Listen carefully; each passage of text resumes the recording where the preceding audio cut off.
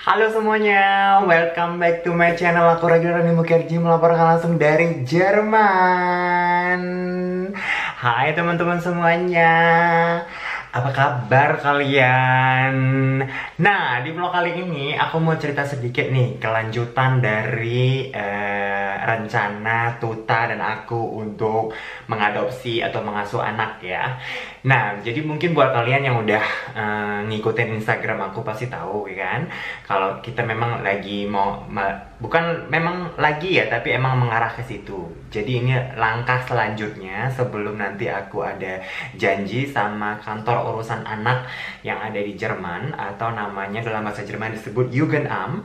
Jadi aku udah pernah email mereka dan udah dibales, udah dikasih juga nomornya, nomor si bapak yang bakalan jadi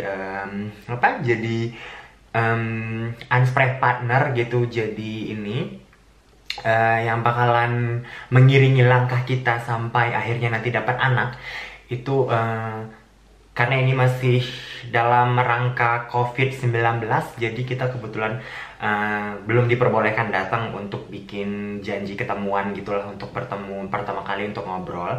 Tapi yang pasti katanya nanti mungkin Agustus September itu udah diperbolehkan lagi. Jadi saat ini si bapaknya itu hanya mengurusin yang gawat darurat gitu, dan kita kan belum termasuk gawat darurat karena memang mau ngasuh anaknya juga nggak langsung sekarang, tapi masih ya 1-2 tahun ke depan ya kan. Nah, jadi mengingat sebelum kita nanti datang ke sana untuk ngobrol-ngobrol panjang lebar, aku mengikuti beberapa channel atau beberapa blogger gitulah yang ada di Jerman yang mereka punya anak gitu, dengan cara mengadopsi, bukan mengadopsi sih, tapi mengasuh anak ya. Jadi seperti di vlog sebelumnya kan aku pernah cerita tuh, ada 3 cara ngasuh anak di Jerman ya. Ada cara jadi Pflegefamilie yang dalam waktu singkat, artinya mengasuh anak dalam waktu singkat. Atau ada yang Pflegefamilie auf Dauer, itu yang mengasuh anak dalam jangka panjang, yang kemungkinan besar sampai itu anak besar ada di keluarga kita. Atau benar-benar mengadopsi. Kalau mengadopsi berarti benar-benar menjadi orang tua gitu kan. Nah, sebelumnya kan aku udah pernah cerita nih, kalau aku mengasuh anak dalam jangka pendek itu aku nggak akan sanggup untuk mengikutinya, karena aku bakalan, ya mungkin aku bisa depresi sendiri ya kalau tuh anak diambil lagi gitu sama orang tuanya atau sama kantor urusan anak. Jadi yang pasti hanya tinggal 2 opsi yang memang kita harus pertimbangkan. Apakah kita benar-benar mau mengadopsi, yaitu mengambil anak di keluarga kita berdua dan secara hukum resmi sebagai orang tua, atau kita mengikuti Pflegefamilie auf Dauer, yang artinya kita mengasuh anak yang memang katanya 90-95% itu anaknya nggak akan diambil lagi. Tapi anaknya itu tidak, kita tuh sebagai orang tua asuh aja gitu, bukan orang tua adopsi ya. Jadi agak beda hukumnya di Jerman. Jadi istilahnya hak si anak itu masih akan ada di tangan keluarga, di tangan orang tua. Kalau orang tuanya masih hidup dan masih diperbolehkan untuk mengasuh anak. Kalau tidak ada, bakalan hak asuhnya itu ada di tangan kantor urusan anak. Dan sedangkan kita hanya diperbolehkan mengasuh anaknya aja. Ya memang agak rumit ya kalau di bahasa Indonesiain, tapi kalian akan aku bawa terus ke dalam perjalanan kita nanti seperti apa. Apakah kita memilih adopsi atau kita memilih Pflegefamilie auf Dauer. Antara 2 opsi itu. Jadi orang tua asuh yang jangka panjang atau benar-benar ngadopsi. Kalau orang tua asuh yang jangka pendek, aku mungkin gak akan sanggup.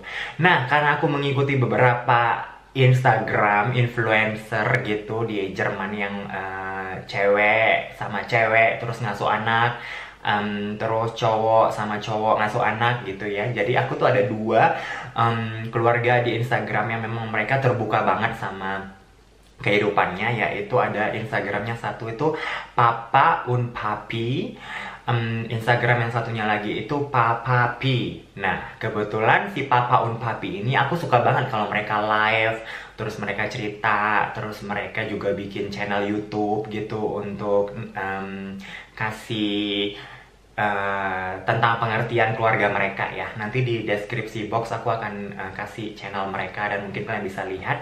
Yang ngerti bahasa Jerman, syukur ya, karena mereka memang hanya menggunakan bahasa Jerman. Nah, kalau yang belum ngerti mungkin bisa sambil belajar juga kalau mereka ngomong dalam bahasa Jerman ya, ada di Instagram dan di YouTube. Kebetulan salah satu dari keluarga itu, si Papi itu, yang satu pasangan lagi, mereka udah menikah juga, namanya Kevin dan Rena. Ini lebih aktif di Instagram, dan juga memang sebelumnya mereka adalah blogger juga sih. Sepengetahuan aku mereka nulis blog gitu, yang blognya juga banyak dikunjungin orang, dan aku juga emang salah satu peminat dari blog mereka. Jadi ngikutin dari awal mereka menikah, terus punya anak sekarang, dan sekarang mereka ngasuh anak tuh 2 orang ya, satu cowok satu cewek, dan itu anaknya adalah anak yang didapatkan dari kantor urusan anak. Ups. Tapi bukan adopsi gitu, melainkan mereka mengikuti program Pflege Family of Dauer, yang artinya adalah menjadi orang tua asuh dalam jangka panjang. Nah, kebetulan si keluarga ini tadi, yang si Papi ini, si Kevin dan Rena itu mengeluarkan buku. Jadi cerita mereka itu dibukukan dalam bahasa Jerman, dan bukunya ini bisa didapatkan di seluruh toko buku yang ada di Jerman, online maupun langsung datang ke toko buku ya. Kebetulan pada saat mereka nulis buku, aku udah tahu karena mereka udah kasih tahu di Instagram mau nulis buku segala macam, dan aku memang menanti bukunya ya, karena lebih detail ceritanya dan daripada di blog mereka yang cuma sepotong-sepotong gitu.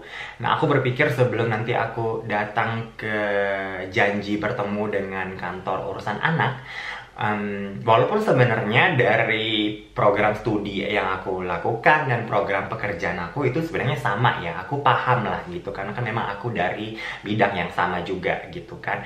Toh nanti kalaupun selesai studiku, aku mungkin bisa jadi kerja di kantor urusan anak juga.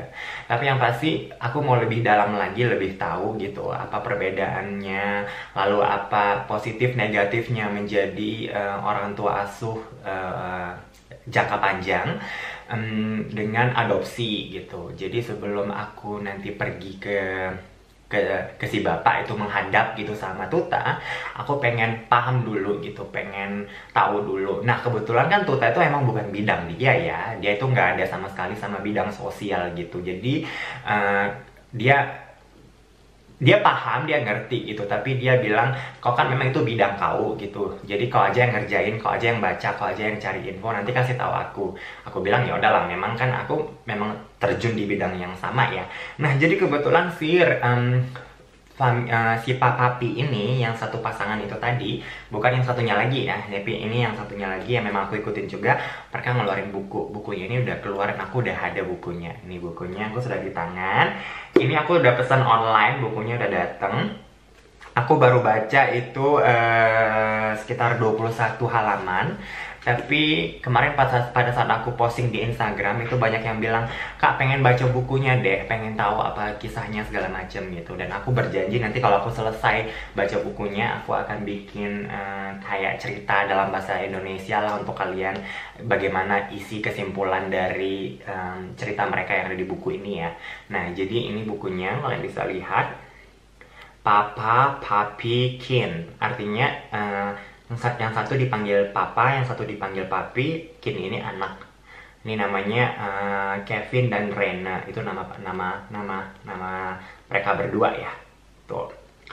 Lalu Warum Family auch anders geht, yaitu artinya kenapa keluarga juga bisa berbeda.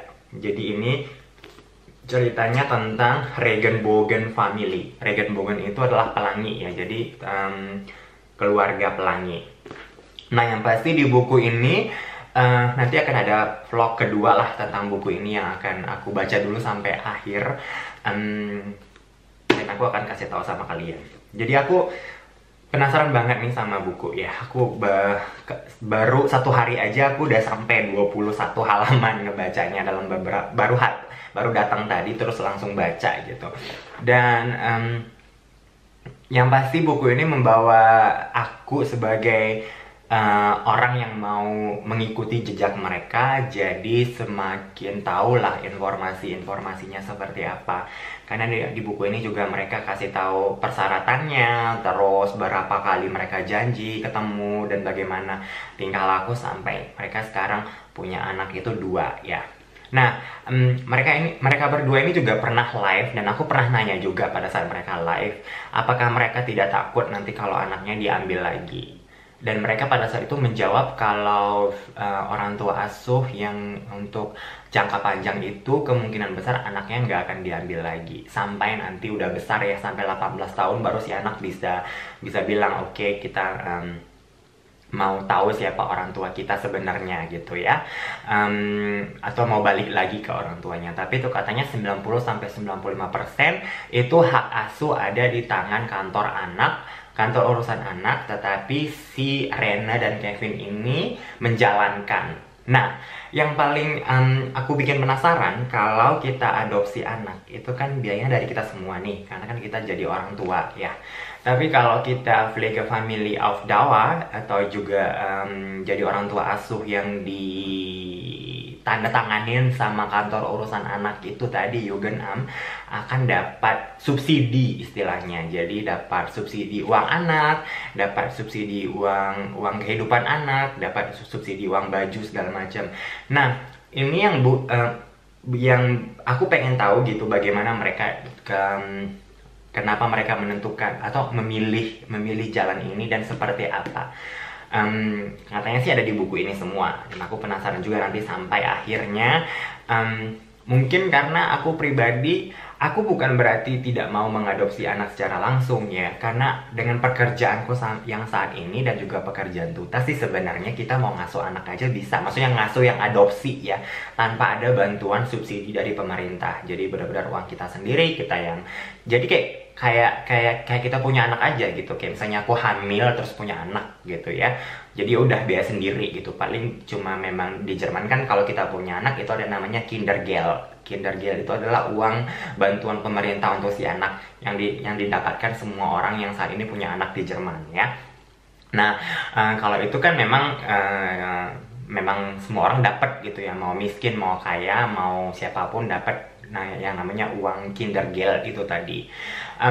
Tapi kan yang pasti kalau kita adopsi kan segala macamnya tidak ada subsidi yang lain ya. Dan pekerjaanku dengan pekerjaan Tuta sebenarnya tidak masalah gitu. Bahkan aku berani bilang tanpa ada bantuan subsidi apapun, hanya dari Kindergeld itu kita bisa ngasuh anak gitu. Tapi di satu sisi aku bukan mau melihat dulu gitu sisi positifnya apa, sisi negatifnya apa, dan nanti akan menentukan apakah aku akan mengadopsi atau resmi dari kantor pengadilan bahwa aku sebagai orang tua, atau aku hanya menjalankan tugas dari kantor urusan anak seperti yang dilakukan Kevin dan Rena ini, hanya mengasuh tapi dengan bantuan dari kantor urusan anak gitu. Jadi istilahnya si Kevin Rena ini adalah tangan kiri dan tangan kanannya kantor urusan anak. Jadi disubsidi kalau ada masalah dibantu, terus mereka juga setahun sekali itu bertemu sama kantor urusan anak untuk dicek gitulah, dikontrol ya bagaimana perkembangan anak segala macam. Nah, kalau kalian adopsi kan enggak, jadi itu memang anak kalian. Jadi enggak ada kantor urusan anak yang datang. Pokoknya begitu resmi itu surat adopsi itu udah jadi anak kalian gitu. Enggak ada yang datang dan ngontrol anak kalian di rumah. Jadi sama kayak pasangan lain yang punya anak lahir terus itu anak kalian gitu.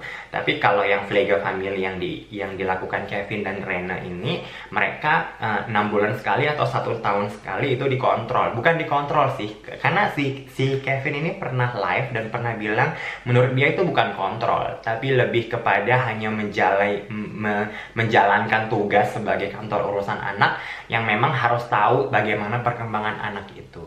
Tapi sebenarnya kalau aku pribadi sih itu dibilang kontrol ya, karena aku kan juga bekerja di bidang yang sama gitu, dan mengurus anak di tempat kerjaanku kita juga dikontrol sama urusan anak itu gitu. Nah, jadi sistemnya itu si anak ini tadi, kalau misalnya ada orang tua, misalnya gini nih, si ibu si bapak punya anak. Nah, si ibu misalnya alkohol, terus si bapak juga pemabuk segala macam. Nih anak kan diambil kantor urusan anak. kantor urusan anak ini akan mencari keluarga yang mau mengasuh si anak. Nah, si Rena dan Kevin inilah yang ngasuh si anak itu.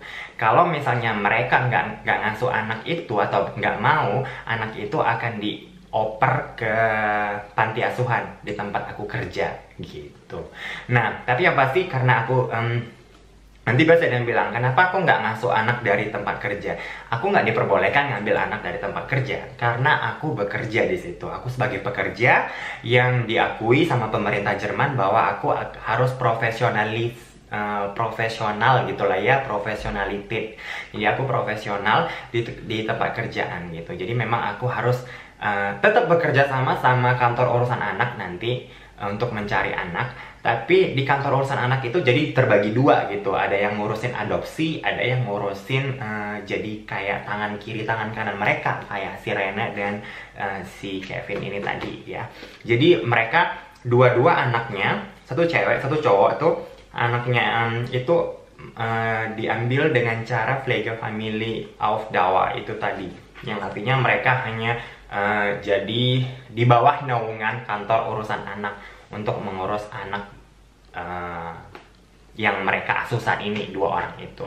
Nah, aku belum tahu, jadi aku berpikir sebelum aku mengambil keputusan yang cukup besar dalam kehidupan aku dan juga keputusan yang besar dalam kehidupan Tuta dan aku mau belajar dulu nih bagaimana mereka. Jadi aku mau baca dulu ini buku. Kalau misalnya aku udah habis baca bukunya, aku akan bikin vlog lebih detail lagi bagaimana kisah mereka ya dari awal sampai akhir, supaya kalian yang saat ini nggak bisa baca bukunya karena ini dalam bahasa Jerman dan juga nggak bisa dikirim ke Indonesia juga ya, tapi yang pasti aku akan bikin lah nanti vlognya, mungkin kisah tentang di dalam buku ini setelah aku baca sampai habis. Dan mungkin siapa tahu kalau memang misalnya nanti aku punya anak sama Tuta, mau itu cara adopsi atau itu mau cara keluarga yang asuh untuk jangka panjang, aku bisa bikin buku. Nah, buat kalian ya kan, jadi tungguin aja.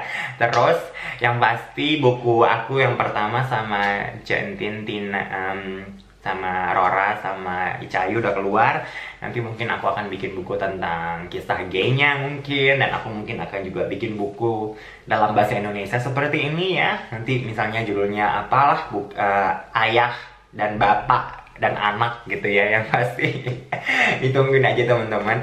Aku exciting banget karena memang ini udah jalan hidup yang memang aku mau jalankan gitu. Jadi banyak banget teman-teman aku yang pasangan gay yang memang belum siap untuk sampai ke jenjang ini, dan aku pribadi udah siap banget dan aku bersyukur banget kalau Tuta juga udah siap dan pengen melakukannya. Nah, jadi kalian tungguin aja kisahnya ya. Ya udah kalau gitu, makasih. Aku Ragil ini Mukherjee melaporkan langsung dari Jerman. Terima kasih teman-teman. Aku mau baca buku lagi. Yuk, baca lagi.